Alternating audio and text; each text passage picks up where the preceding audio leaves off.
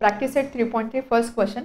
क्वेश्चनची statement कदाचित तुम्हाला completely visible नसेल. क्वेश्चनच्या स्टेटमेंटसाठी टेक्स्टबुक रेफर करा. So question is in figure 3.37 एक फिगर दिलेलं एक सर्कल दिसतो इथे. Point GDEF are concyclic points of a circle with centre C. एक सर्कल दिलेला आहे, सर्कलचा सेंटर आहे C. त्यानंतर 4 पॉईंट मेन्शन केले आहे GDEF. These are concyclic point. Concyclic point म्हणजे काय, हे चारही पॉईंट एका सर्कलवर लाई करतात. GDEF हे चारही पॉईंट सर्कलवर लाई करतो, मग त्याला आपण बोलतो concyclic points. Angle ECF is 70 degree. त्यानंतर एक अँगल दिलेला आहे ECF. आपण बोलू शकतो दिस इज सेंट्रल अँगल, कारण सेंट्रल अँगल म्हणजे काय, असा अँगल की जो सर्कलच्या सेंटरसोबत फॉर्म झालेला असतो. किंवा आपण असं बोलू शकतो ज्यावेळेस अँगलचा जो वर्टेक्स असतो, वर्टेक्स म्हणजे काय, जिथे हे दोन रेज येऊन मिळतात, या पॉईंटला आपण बोलतो अँगलचा वर्टेक्स. ज्यावेळेस हा वर्टेक्स सर्कलच्या सेंट्रलला असतो त्यावेळेस आपण त्याला बोलतो सेंट्रल अँगल. इथे एक सेंट्रल अँगल दिलेला आहे 70 degree. Measure of arc DGF म्हणजे या आर्कचं मेजरमेंट आपल्याला दिलेलं आहे. This arc is 200 degree. Find measure of arc D. तर आपल्याला DE ही आर्क फाइंड करायची, आर्कची लेंथ फाइंड करायचे. अँड आर्क DEF त्यानंतर म्हणजे आपल्याला थोडक्यात काय, आर्कचं मेजर आणि ह्या दोन आर्कचं मेजर आपल्याला फाइंड करायचं आहे. ठीक आहे. आता यामध्ये आपण काय कसला यूज करणार आहोत. Measure of minor arc is equal to central angle. ही एक प्रॉपर्टी आपण बघितली, त्याचा यूज आपण करू शकतो. काय प्रॉपर्टी होती की सपोज एखाद्या सर्कलमध्ये असा जर सेंट्रल अँगल तुम्हाला दिसतो, अँगल थीटा आहे, तर इथे हा जो आर्क फॉर्म होतो ना, या आर्कचं मेजर असणार आहे या अँगल एवढंच. म्हणजे हा अँगल जर 60 डिग्री असेल तर या आर्कचं मेजर आपण किती लिहिणार, 60 degree. This is minor arc. तर अशा पद्धतीने आपल्याला इथे एक अँगल 70 डिग्री दिलेला आहे. म्हणजे आपल्याला ही व्हॅल्यू तर लगेच आपण बोलू शकतो measure of arc EF is equal to 70 degree. ठीक आहे. हे तर ज्या गोष्टी दिल्या त्याच्यावर आपण काय कन्क्लूड करू शकतो ते आपण बघतो. सो हा आर्क तर आपल्याला मिळाला 70 डिग्री. आपल्याला अजून DGF हा आर्क दिलेला आहे. So this whole is 200 DGF. एवढा टोटल आहे 200. म्हणजे बघा एवढा अँगल आहे 200 डिग्री. अँगल म्हणण्यापेक्षा मेजर आहे 200 डिग्रीज. एवढा 200 आहे, एवढा 70 आहे. राहिला पोर्शन हा पोर्शन किती असणार किंवा याचं मेजर किती असणार आहे. आपल्याला माहिती आहे की एक कंप्लीट सर्कल ज्यावेळेस आपण बोलतो, कंप्लीट सर्कल म्हणजे किती असतो, 360 डिग्री. बरोबर. एक कंप्लीट सर्कल म्हणजे 360 डिग्री. एवढा टोटल सर्कल 360 आहे. त्यामधला एवढा 200 आहे, त्यानंतर एवढा 70 आहे. सो एवढा राहिलेला पार्ट किती असणार आहे, टोटल सम असणार आहे याची 360. सो 360 - 200 + 70 म्हणजे 360 - 270 म्हणजे DE एवढा याचा मेजर किंवा DE आर्कचा मेजर किती असणार आहे, 90 डिग्री. हे तर आपण कन्क्लूड करू शकतो. आपल्याला काय फाइंड करायचं, मेजर ऑफ आर्क D. लगेच आपल्याला मिळालं आर्क D किती असणार आहे, 90 डिग्री. फर्स्ट पार्ट तर झाला.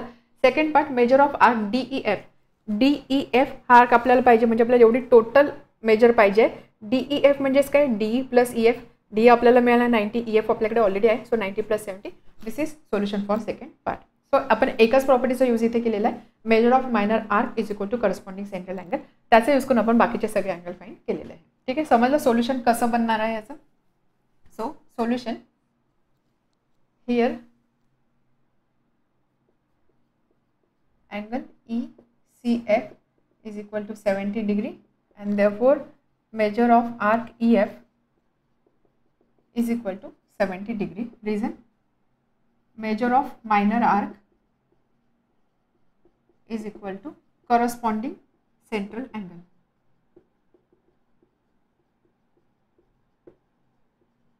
सेंट्रल अँगल आहे इथे 70, त्यामुळे मेजर ऑफ आर्क EF असणार आहे 70. ठीक आहे. Also whole circle measures 360 degree.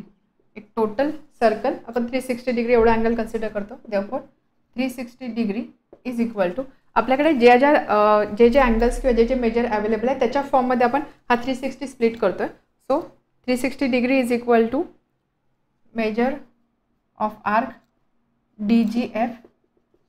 इथून सुरुवात केली एवढा पोर्शन, त्यानंतर measure of arc EF. FE किंवा EF दोघांचा अर्थ सारखाच आहे. So measure of arc EF plus एवढा लेंथ, ही लेंथ, त्यानंतर ही लेंथ आणि राहिलेली DE. Measure of arc DE. Okay. and therefore 360 degree is equal to DGF 200, EF 70 and measure of arc DE. And therefore 360, 200 plus 70, 270, 360 minus 270 is equal to measure of arc DE 360 minus 270 म्हणजे 90 degree. 90 is equal to measure of arc DE. So first part साठी solution measure of arc DE is equal to 90 degree. ठीक आहे. Now second part measure of arc DEF. DEF ही total measure याला आपण या आर्कला आपण असं लिहू शकतो आर्क DEF म्हणजेच काय DE plus EF. So measure of arc DEF is equal to measure of arc DE plus measure of arc EF. So DE मिळालेलं आपल्याला 90 डिग्री आणि EF आहे 70 degree. So that is equal to 160 degree. हे झालं second पार्टसाठी solution. Second question in figure 3.38 triangle QRS is an equilateral triangle. एक triangle दिलेला आहे, ट्रायंगल इक्विलॅटरल आहे. इक्विलॅटरल ट्रायंगल आहे तर लगेच आपल्याला आठवलं पाहिजे इक्विलॅटरल ट्रायंगल म्हणजे काय, असा ट्रायंगल ज्याच्या तिन्ही साईड इक्वल लेंथच्या असतात ॲज वेल एज प्रत्येक अँगल असतो 60 डिग्री. आता यामधलं आपण बघूया कोणत्या प्रॉपर्टीज इथे यूज होऊ शकतो. ठीक आहे. Triangle QRS is an equilateral triangle. Prove that arc RS QS and QR are congruent. RS QS आणि QR या 3 आर्क कॉन्ग्रुएंट आहे हे आपल्याला प्रूव्ह करायचं. अगदी सिंपल आहे, लगेच आपल्याला समजेल इथे ही पहिली स्टेटमेंट आपण कशी प्रूव्ह करणार. कारण इक्विलॅटरल ट्रायंगल आहे म्हणजे या तिन्ही लेंथ इक्वल असणार आहे. तिन्ही लेंथ इक्वल आहे. QR ही ट्रायंगलची साईड आहे, बट जर तुम्ही सर्कलच्या रेफरन्सने बघितलं तर QR काय होणार आहे, सर्कलचे कॉर्ड होणार आहे. RS सुद्धा सर्कलची कॉर्ड आहे, QS सुद्धा सर्कलची कॉर्ड आहे. आपल्याला माहिती आहे की ज्यावेळेस दोन कॉर्ड कॉन्ग्रुएंट असतात, इथे ह्या दोन कॉर्ड कॉन्ग्रुएंट आहे, ह्या दोन कॉर्ड कॉन्ग्रुएंट आहे, ह्या दोन कॉर्ड कॉन्ग्रुएंट आहे.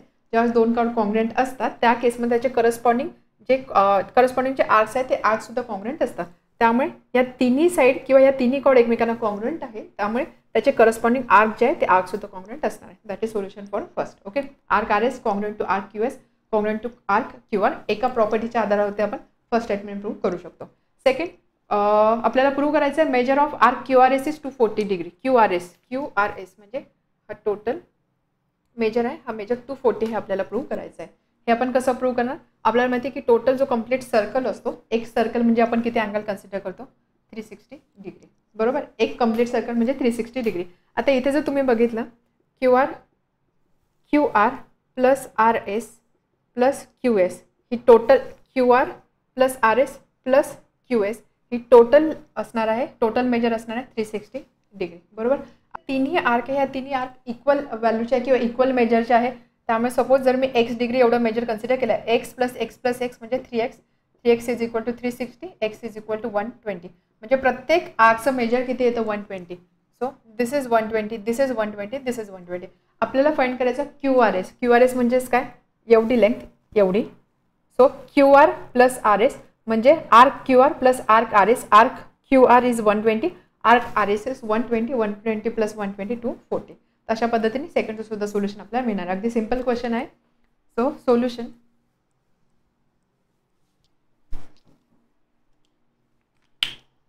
triangle QRS is equilateral triangle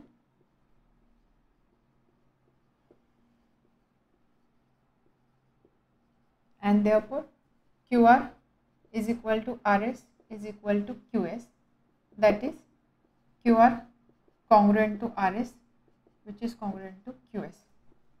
For circle QR, RS, QS are the chords. Circle साठी ह्या काय आहे chords. Since chords are congruent therefore corresponding arcs are also congruent. हे आपण कसं लिहितोय, because this is a theorem. या थेरमचा पण प्रूफ सुद्धा बघितलेला आहे अकॉर्डिंग टू थेरम. ठीक आहे. आणि म्हणून मग ह्या कॉर्डसाठी chord QR, chord RS, chord QS are congruent. Chord QR is congruent to chord RS is congruent to chord QS आणि म्हणून मग chord QR त्याचे corresponding arc QR is congruent to arc RS is congruent to arc QS. हे sequence change करून तुम्ही लिहू शकता. arc RS is congruent to arc QS is congruent to arc QR. Okay. Now second part, since arc QR is congruent to arc RS is congruent to arc QS is equal to x degree से. आपण काय करू, त्याचं major consider करतोय किंवा असं लिहू शकतो congruent. Therefore let measure of arc QR is equal to measure of arc RS is equal to measure of arc QS is equal to x degree. ठीक है. Since whole circle measures 360 degree, त्यामुळे ह्या तीन आर्क्सच्या फॉर्ममध्ये आपण कसं लिहू शकतो, देअरफॉर आर्क QR म्हणजे हा portion plus arc RS plus arc QS, complete circle होतं आहे, plus arc QS is equal to 360 degree. x plus x is equal to 360, 3x is equal to 360, so x is equal to 120 degree. ठीक आहे, एक्सची value मिळाली 120 degree. म्हणजे arc QR, arc RS, arc QS या तिघांची value आली, या तिघांचं major आलं 120 degree. Now measurement of arc QRS, arc QRS is equal to measure of arc QR plus measure of arc QRS is measure of arc QR plus measure of arc RS. So that is equal to QR is x किंवा 120 आपण लिहू शकतो, that is equal to 120 degree and 120 degree याचे addition, so that is 240 degree, hence proved. Question number 3 अगदी simple question आहे. Even तुम्ही ज्यावेळेस figure बघाल, फिगर ऑब्झर्व करूनच तुम्ही सांगू शकता की आपल्याला इथे काय यूज करायचं आणि कशा पद्धतीने हा क्वेश्चन सॉल्व्ह होणार आहे. Question is in figure 3.39 chord AB is congruent to chord CD. दोन कॉर्ड दिलेले, कॉर्ड AB आणि एक कॉर्ड CD. हे दोन कॉर्ड एकमेकांना कॉन्ग्रुएंट आहे. Prove that arc AC is congruent to arc BD. Congruent chord दिलेले आहे, आपल्याला प्रूव्ह करताना आर्क प्रूव्ह करायचं आहे, म्हणजे इथे आपल्याला कॉर्ड आणि आर्कची प्रॉपर्टी यूज करायची. ज्यावेळेस दोन कॉर्ड कॉन्ग्रुएंट असतात त्यावेळेस त्याचे करस्पॉन्डिंग आर्क सुद्धा कॉन्ग्रुएंट असतात. त्या लॉजिकने AB आणि CD कॉन्ग्रुएंट आहे, म्हणजेच काय, कॉर्ड ACB आणि कॉर्ड BCD या दोन आर्क ACB आणि आर्क CBD या दोन आर्क कॉन्ग्रुएंट असणार आहे. बट इथे आपल्याला प्रूव्ह काय करायचं आहे, AC आणि BD आपल्याला हे दोन पोर्शन प्रूव्ह करायचे की हे दोन पोर्शन किंवा हे दोन आर्क कॉन्ग्रुएंट आहे. मग हा क्वेश्चन आपण कसा सॉल्व्ह करणार.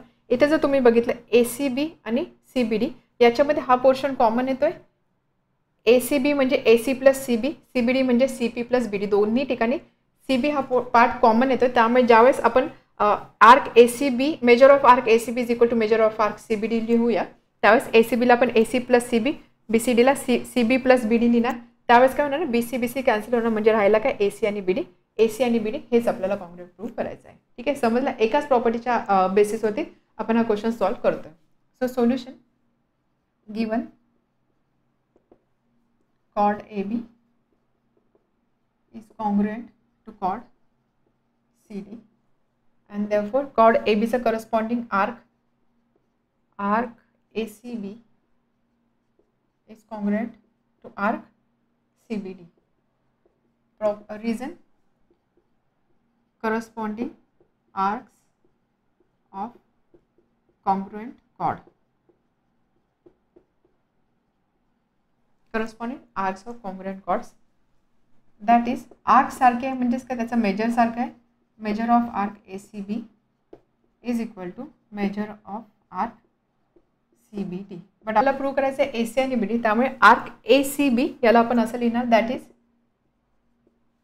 AC plus CB measure of arc AC plus measure of arc CB is equal to CBD म्हणजे measure of arc CB plus measure of arc BD. ठीक आहे, आता इथे काय होणार आहे, इथे जर तुम्ही बघितलं CB दोन्ही साईडला हा पार्ट कॉमन होता किंवा हा आर्क कॉमन होता, दोन्ही साईडला आपण हे दोन्ही आर्क कॅन्सल करू शकतो. Therefore measure of arc AC is equal to measure of arc BD. AC equal to BD, AC equal to BD हेच आपल्याला प्रूव्ह करायचं होतं. दोन्ही आर्कचे मेजर सारखे आले म्हणजेच काय, arc AC is congruent to arc BD, hence